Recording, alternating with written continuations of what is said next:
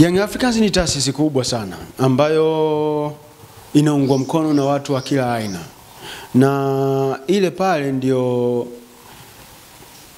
GBC, kwa maana giving back to the community.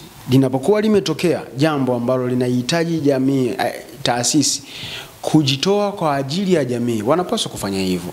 Kitendo cha Engineer Hersi kuonekana ameenda kushiriki msiba, cha kwanza kabisa sio kitu cha kushangaza, kwa sababu kama binadamu anayeishi kwenye jamii ya Watanzania wenzake, anapaswa kushirikiana nao kwenye nyakati ngumu kama hizi. Hata kile kitendo cha yeye kushuka kuingia kaburini kwenda kuupokea mwili hakipaswi kuwa surprise, kwa sababu ni binadamu anayetimiza wajibu wake wa kiimani, wajibu wake wa kiroho ambao tunakubaliana kwenye dini ya Kiislamu. Ule utaratibu huwa unatumika, ni lazima waingie watu kaburini kwenda kuupokea mwili. Inawezekana familia waliamua kumpa heshima Engineer Hersi awe miongoni mwa Watanzania watakaoshuka kwenda kuupokea mwili wa marehemu, na yeye bila kujali nafasi yake ndani ya jamii akaupokea na kwenda kuupokea mwili wa marehemu kuingiza kwenye kaburi. Hii ina maana kubwa sana, kwa sababu kuwa kiongozi haipaswi tu kuishia kutoa maelekezo.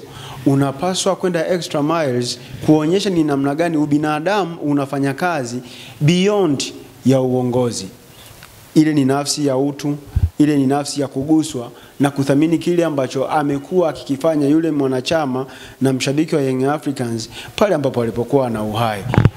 Ni mfano ambao unapaswa kuigwa na kila mtu kwenye nafasi alionayo, ajue we live once and we die at once. Kwa hiyo tunapaswa kuishi tukijua kesho tunaweza tusiwepo. Kila alichokifanya Engineer Hersi ndivyo ambavyo kiongozi yeyote yule wa taasisi inayohusu watu anapaswa kufanya. Kongole kwa Engineer Hersi, amefanya kitu kikubwa sana na inapaswa kuwa inspiration kwa wengine wote ambao wanaziongoza taasisi zinazogusa maisha wa Tanzania. Whether ni chama cha siasa, ni clubs kama ilivyo Young Africans, Simba, Azam na nyingine nyingi, au taasisi zozote zile ambazo kimsingi zipo kwenye jamii ya Watanzania, wanapaswa kushirikiana nao kwenye mazingira kama hayo. No, yani unapokuwa umefanya kitu kizuri kwenye ulimwengu huu wa sayansi na teknolojia ambako tumesha advance, sasa tumeenda kwenye AI. Maana yake ni kwamba tunapofikia hatua ya kuzungumza ukweli, haijalishi huyu ni Simba, huyu ni Yanga. Hawa mashabiki wanaosema sasa ni wakati wa Simba kumrecruit Engineer Hersi huyo kiongozi wa Simba, hii ni message na ni tusi kubwa sana kwa viongozi wa Simba. They have to learn from what is being done by Engineer Hersi. Yani wanapaswa kujifunza tu pale ambapo wanaona hapa kuna mapungufu, wajifunze ili na wao wawe bora kama ambavyo Engineer Hersi ameendelea kuthibitisha ubora aliokuwa nao. Kuiga kitu kizuri haijawahi kuwa dhambi na haitakaa iwe dhambi. Pale ambapo wanadhani wanapaswa kujifunza kwa Engineer Hersi, regardless ya umri wake aliokuwa nao, wanapaswa kujifunza.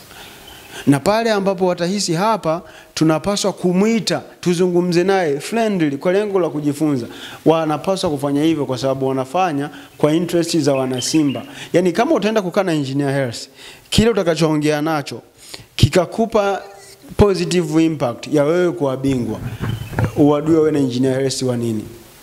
Iga kile anachokifanya ili uje kuwa bora. Lakini Engineer Hersi hakushushwa, kazaliwa na ni Mtanzania mwenzetu. So wapo watu ambao wanaweza wakafanya zaidi ya Engineer Hersi, lakini kinachohitajika ni nini? Ni fursa, ni nafasi watu wapewe, wajaribu kuonyesha vipawa vyao the way ambavyo wanaweza kaiongoza Simba Sports Club. Ukimzungumzia Crescentius Magori, ni moja kati ya watu ambao wanatajwa sana kwenye mafanikio ya taasisi ya umma ya NSSF, if I'm not mistaken. Amefanya makubwa sana kwenye ile taasisi na ni moja kati ya imani kubwa ambazo wana Simba walionao kwa kuchukulia mfano kama ule. So hata Simba wapo, lakini wanafanya kazi kwenye mazingira ambayo sio rafiki. Ni hawa viongozi waliopo ndio wanaopaswa kuandaa mazingira rafiki ili na wao waimbwe kama Engineer Hersi.